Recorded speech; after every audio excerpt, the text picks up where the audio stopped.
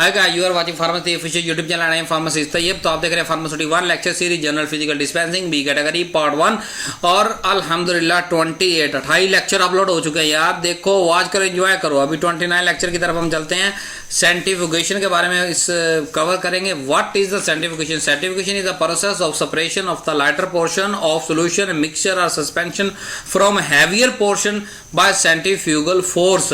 के centrifugal force को इस्तेमाल करते हुए हल्के और भारे जो पार्टिकल्स होंगे उनको अलग अलग करने के प्रोसेस को हम सेंट्रीफ्यूगेशन कहते हैं। हम सेंट्रीफ्यूगेशन फोर्स क्या होती है 8वीं के अंदर आप पढ़ चुके हैं कि जब कोई चीज घूम रही हो और जिस चीज पे घूमती है उसको सेंट्रीफ्यूगल फोर्स कहते हैं। सेंट्रीफ्यूगल फोर्स समझ आ गई कि घूमती हुई चीज की जिस फोर्स पे वो घूम रही होती है सेंट्रीफ्यूगल फोर्स कहते हैं। उसको इस्तेमाल करते हुए हैवियर और लाइटर यानी कि हल्के और भारे पार्टिकल्स को अलग अलग कर देंगे, उसे सेंट्रीफ्यूगेशन कहेंगे। जो रेट जिस रेट पे सेंट्रीफ्यूगेशन हो रही है उसको हम एंगुलर वेलोसिटी जो है वो किस पे मेजर करते हैं, उसका यूनिट है आरपीएम, रेजोल्यूशन पर मिनट। कि 1 मिनट के अंदर कितने चक्कर लगा रहे हैं बेचारा ये सॉल्यूशन जिसको आप सेपरेट करने जा रहे हैं। समझ आ रही? रेजोल्यूशन पर मिनट पता 1 मिनट में कितने चक्कर बेचारा लगा रहा है, इसको एंगुलर वेलोसिटी कहते हैं। माइक्रो सेंट्रीफ्यूगेशन तो पढ़ ली। माइक्रो मतलब छोटे पार्टिकल को अलग करना। Micro centrifugal are used to process the small volume of biological molecule cell and nuclei. कि थोड़ा सा वॉल्यूम हम लेते हैं बायोलॉजिकल मॉलिक्यूल्स का, सेल का, न्यूक्लियाई का, और उसको अलग अलग करके दे देते हैं। Micro centrifuge tube generally hold 0.5 ml to 2 ml। भाई सिर्फ अद्धे ml तो 2 ml तक लिक्विड असी लै सकते हैं। इन्ना थोड़ा तो माइक्रो ही कहनी असी फिर। और जिस स्पीड पे वो घूमता है एंगुलर स्पीड पे वो है 12,000 से 13,000 आरपीएम। जरा याद रखिएगा, कुछ बात मैंने समझानी है आपको आगे चल के। माइक्रो सेंट्रीफ्यूगेशन की स्पीड आपने याद रखनी है कि 12,000 से 13,000 आरपीएम है। और थोड़ा सा ml 2 ml वध तो वध लै सकते, इस तो ज्यादा नहीं लै सकते। कहाँ चलो। हाई स्पीड और super speed centrifuge can handle larger sample. अब स्पीड यहाँ बढ़ी तो क्या चीज बढ़ रही है? सैंपल साइज बढ़ रहा है। Few 10th of millilitre to several litre.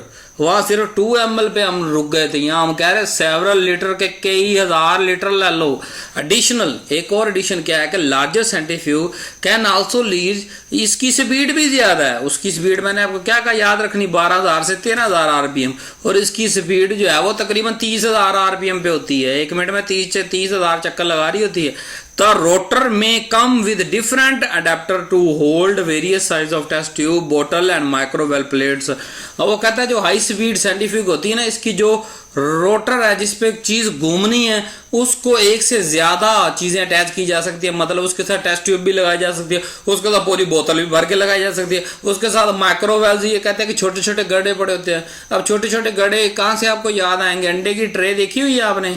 गत्ते की अंडे की ट्रे होती है, वैसे ही छोटे से प्यारे से पबलू से माइक्रो वेल्व प्लेट्स भी होती हैं जिसके अंदर हम चंद ml ये चंद जो है वो डाल के उसको घुमा देते हैं हम। अल्ट्रा सेंट्रीफ्यूग माइक्रो से शुरू किया, हाई स्पीड पे गए, अभी अल्ट्रा आ गई भाई। अल्ट्रा सेंट्रीफ्यूग में द यूज ऑफ और ज्यादा high centrifugal force of studying property of the biological particle compare to micro centrifuge और high speed centrifuge. Ultra centrifuge can isolate much smaller particle. अब एक बात मैंने आपको याद कही थी, क्या कही थी मैंने आपको कहा याद रखना। पहली स्पीड थी माइक्रो की 12,000 से 13,000, आगे हो गई 30,000, अब हो गई है 70,000। एक और भी बात तो याद रखो ना आप कि जैसे जैसे स्पीड बढ़ रही है स्मॉलर से स्मॉलर पार्टिकल हम अलग कर रहे हैं। जैसे मिसाल देते हैं, अगर आपको याद हो कि माइक्रो सेंट्रीफ्यूग मैंने आपको पढ़ाया कि बायोलॉजिकल मॉलिक्यूल सेल जो है वो अलग कर सकते हैं, बायोलॉजिकल मॉलिक्यूल्स अलग कर सकते हैं। हाई स्पीड के अंदर हमने उससे और छोटी चीजों को अलग करना सीखा। अब अल्ट्रा के अंदर सबसे छोटी सेल तो बड़ी दूर रह गया, सेल के अंदर घुस गए, उसकी राइबोसोम, उसकी प्रोटीन, उसके वायरस हम मेजर करने चले गए। तो जैसे जैसे स्पीड बढ़ती जा रही है वॉल्यूम भी बढ़ता जा रहा है, वॉल्यूम बढ़ता जा रहा है, हम गहराई में ज्यादा अच्छे से जा रहे हैं। एक और बात आपको समझा देते हैं कि इन तीनों के अंदर लेयर भी डिफरेंट बनेगी। मतलब अगर माइक्रो सेंट्रीफ्यूगेशन की बात करें तो 2 लेयरें बन जाएंगी, 3 लेयरें अलग हो जाएंगी। अगर हम हाई स्पीड की बात करें तो 5 लेयरें बन जाएंगी, 10 लेयरें बन जाएंगी। अगर हम अल्ट्रा सेंट्रीफ्यूग की बात करें तो 100 लेयर भी बन सकती है, 200 लेयर भी बन सकती है। यानी छोटे से छोटा पार्टिकल भी अलग होकर अपनी अलग लेयर पे मौजूद होगा। अब हमें पता होना चाहिए कि किस लेयर के अंदर राइबोसोम है, किस लेयर के अंदर प्रोटीन है, किस लेयर के अंदर वायरस है, किस लेयर के अंदर क्या चीज़ मौजूद है। वो हमें उस वो जगह से वो लेयर हम ले लेंगे, वो चीज़ें हमारे पास अलग हो जाएंगी। तो मकसद क्या है अलग करना, तो साइंटिफिक अलग ही किया जा रहा है। और क्या हो रहा है, एप्लीकेशन पढ़ लेते हैं। इंडस्ट्रियल स्केल पे हम सॉलिड से लिक्विड को अलग करते हैं, लिक्विड से लिक्विड को भी अलग कर देते हैं, लिक्विड से सॉलिड को भी अलग करते हैं। अब आप कहेंगे सर सॉलिड से लिक्विड कैसे अलग होता है? दूध के अंदर से मक्खन अलग करते हैं, मक्खन ना कहे चलो आप फैट कह लें, दूध के अंदर से फैट अलग करते हैं। दूध क्या लिक्विड है, फैट तो सॉलिड है ना, तो लिक्विड के अंदर से सॉलिड तो निकाल रहे हो ना, साइंटिफिकेशन के जरिए निकाल रहे हो, और किसी चीज से नहीं निकाल रहे।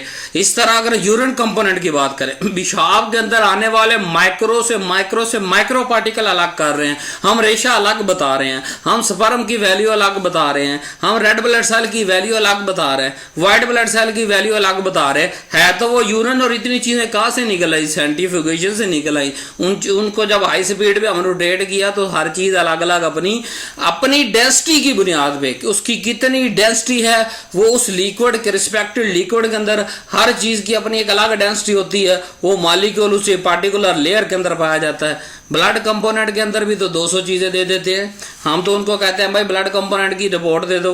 वो ब्लड कंपोनेंट क्या करते हैं, व्हाइट सेल अलग है, आरबीसी अलग है, टीएचसी अलग है, आरटीजी अलग है, 100-200 तरह की चीजें निकाल के दे दी भैया आपने। हमने तो 2 ml ब्लड दिया था, तो उन्होंने क्या किया, हाई स्पीड पे रोटेट करके 100 लेरे 200 लेरे बन गई, उन चीज़ों को अलग कर लिए। जो पैरामीटर मेजर करने वाले थे वो सारे हमें बता दिए। तो लैब रिसर्च और फोरेंसिक में भी ये चीज़ें इस्तेमाल होती हैं। In laboratory performing the biochemical analysis on the food body fluid scientific are routinely used to separate blood cell from serum and plasma. कहता ये तो रोज़ का तमाशा सी, हर बंदा याद है सीरम के विचों ब्लड सैल कटा के वेख रहा होंगे भी साडा भी रेड सैल वेखो, साडा भी रेड सैल, साडा HB वैल्यू, साडा HB वैल्यू। अब HB वैल्यू क्या होती है? HB मतलब हेमोग्लोबिन।